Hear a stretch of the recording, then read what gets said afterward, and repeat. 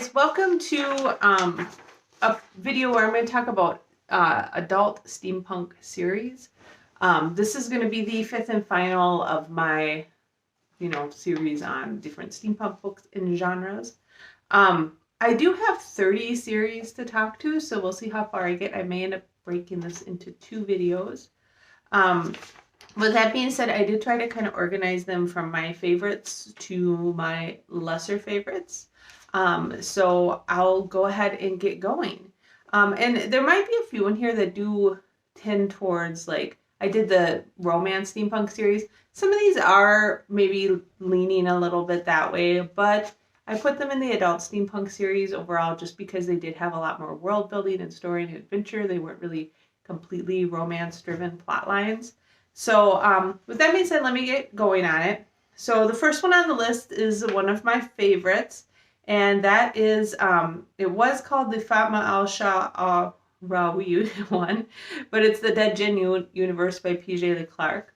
There are 3 books in this. The first 2 are more novellas, and then the last one is a full-length book, which was actually my least favorite, unfortunately. The first book is A Dead Jinn in Cairo. The second is The Haunting of Tramcar 015.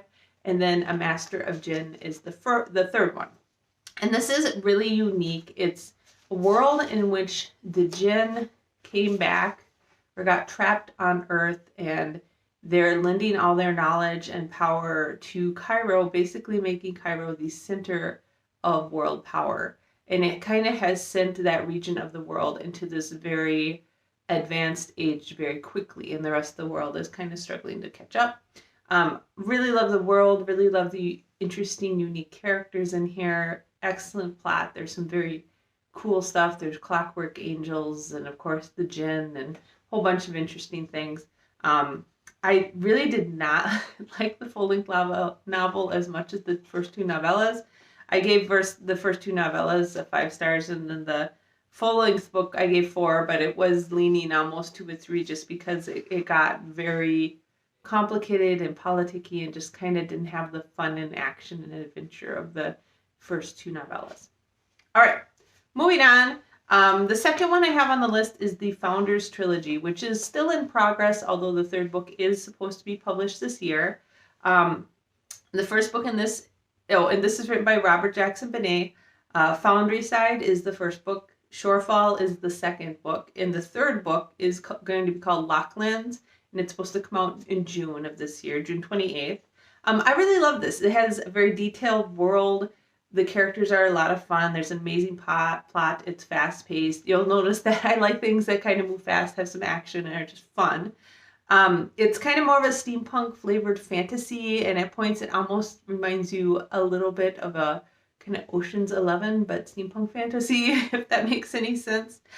So I would definitely recommend that. I actually want to go and read Robert Jackson Benet's other series at some point, but I really like the Founders Trilogy so far, and I'm very eager to have it wrap up because it's been a long time since the 2nd book's been published. All right, so the next one on the list is one that I could have put in romance, but because it has that very, like, featuring couples each book kind of thing, but I didn't. I put in here just because the world building was so amazing, and that is the Iron Sea series by Malcolm Brooke. There are a lot of books and stories in this. Book 1 is The Iron Duke. Then story 1, Here They Be Monsters. Book 2 is Heart of Steel. Tethered is another short story. Riveted is book 3. Wrecked is another short story. And then for the Kraken King, she started publishing them in installments. So you'd have the Kraken and the Scribbling Spinster, Kraken King and the Abominable Worm. I just keep going here. The Kraken King and the Fox's Den, the Kraken King and the Inevitable Abduction, the Kraken King and the Iron Heart, the Kraken King and the Crumbling Walls, the Kraken King and the Empress's Eyes, and the Kraken King and the Greatest Adventure. So this is just a very cool world. You've got zombies and a lot of airship travel and a lot of mechanical things and like Kraken and monsters, like these huge sea monsters and all of that. just an amazing world. And nanobots, like there's, I believe part of the world, like people are affected with nanobots, and that comes in play in the story. There's automacons, and it's an amazing steampunk world. There's a lot of adventure. It's very fast paced, and I was just super impressed by it, and I really wish that she would write more books in it. Each book did feature a couple, so it did have that kind of romance thing going on, but there was just so much else going on. It was such a complete package that I really enjoyed it. It's one of my favorite steampunk series to date. All right, the next one on the list is The Immortal Empire by Kate Locke. This one I gave 5 and 4-star reviews, and this is kind of a alternate history where Queen Victoria is a vampire. A blood plague kind of thing caused all humans to mutate into or most humans to mutate into vampires and werewolves. The main character is named Xandra. She's a half-vamp investigator for the Queen. There's goblins in here. There's a lot of action. This one was just pure fun. And again, there is a little bit of romance in it, but it doesn't drive the story. This is a 3-book series. The first book is God Save the Queen. The second is The Queen is Dead. And then Long Live the Queen. All right. Going on the next series, one I also very much liked, is the House Immortal series by Devin Monk. So this has got some like Frankenstein overtones to it. It's about a main character who's been stitched together with magic and stuff. And when she finds this out, she gets plunged into these politics of the other immortals. It kind of has a very urban fantasy feel to it. Devin Monk does write a lot of urban fantasy. But it also has a lot of mystery, science fiction, steampunk, and intrigue. Really cool world. This is a 3-book series. The first book is House Immortal. The second is Infinity Bell. And the third is Crucible Zero. So that one was really well done. All right. The next series is a duology, and another one that I really loved. Although it doesn't look like it's very popular on Goodreads, but I liked it. And that's the Clockwork Dagger duology by Beth Cato. The first book is The Clockwork Dagger, and the second is The Clockwork Crown. And this is a steampunk adventure about a magician, which is kind of like a medical magician, named Octavia. She kind of gets waylaid on her way to her assignment as a magician, and goes on this adventure kind of thing. So again, I think there's a little bit of romance in this one, but it's also very much like a very cool steampunk world and lots of action and some steampunky politics. So very much fun. All right, next one I have on the list is Vampire Empire.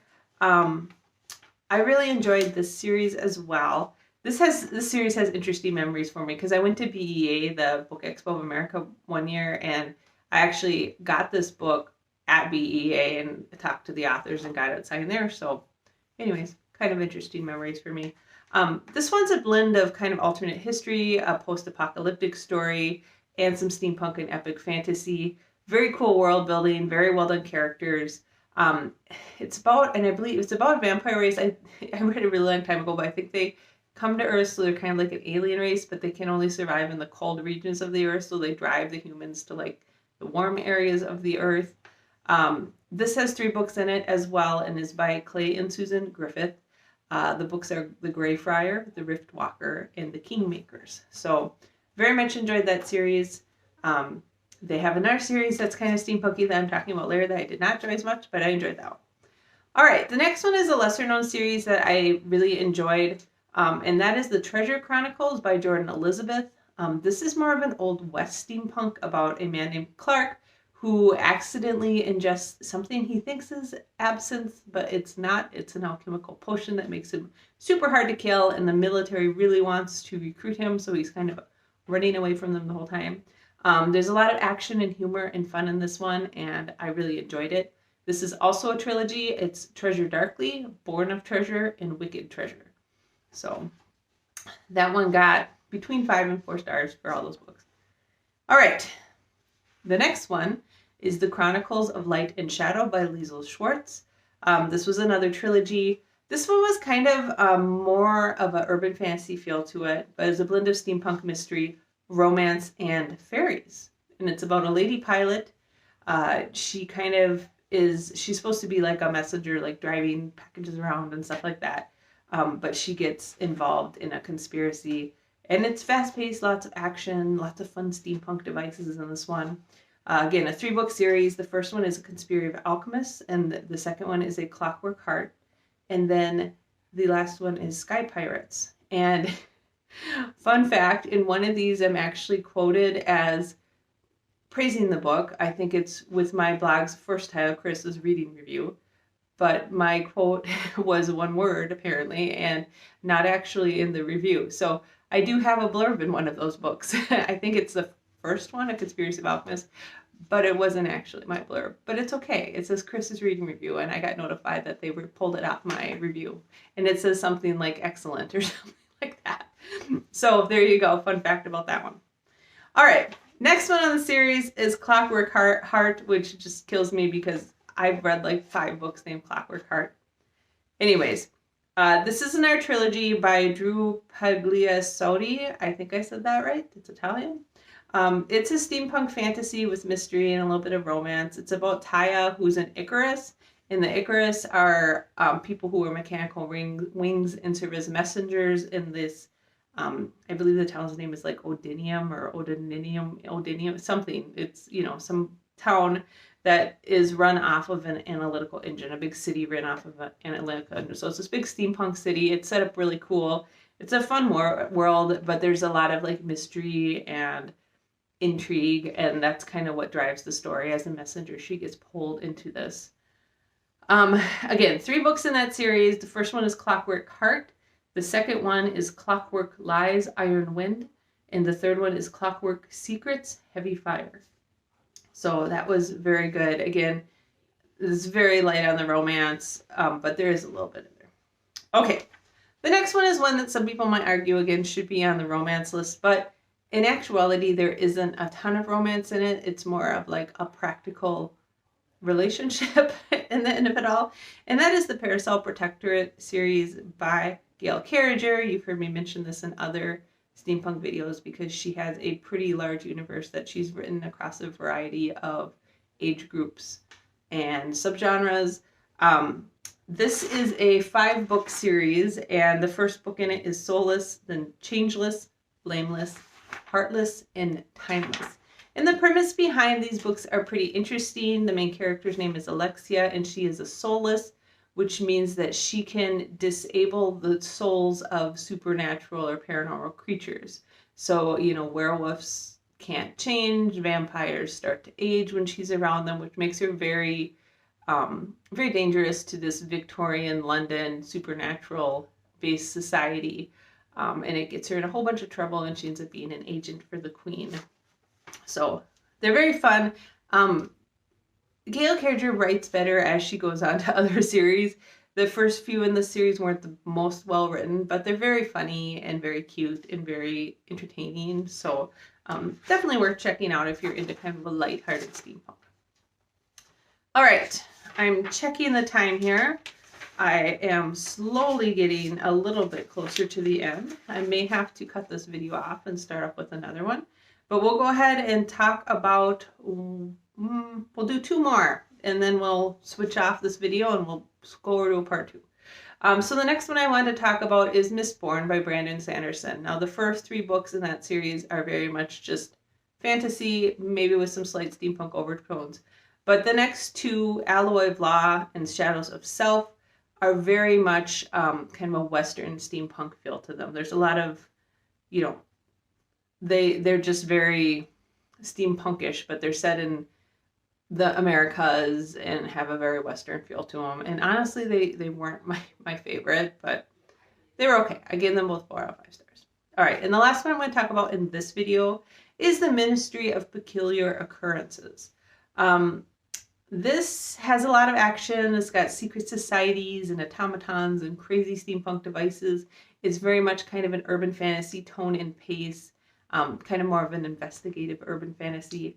And there are 4 books in this series: Phoenix Rising, The Janus Affair, Dawn's Early Light, and The Diamond Conspiracy. And most of these books I gave 4 out of 5 stars. I did give The Janus Affair 5 out of 5 stars. It was a very enjoyable series, just kind of a nice investigative steampunk with urban fantasy flair to it.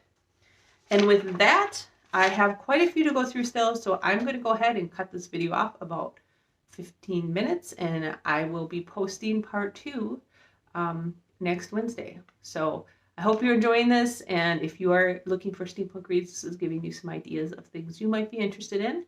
And I will talk to you, well, I'll talk to you on Saturday for Stacking the Shelves, but I'll talk to you next Wednesday to finish this video.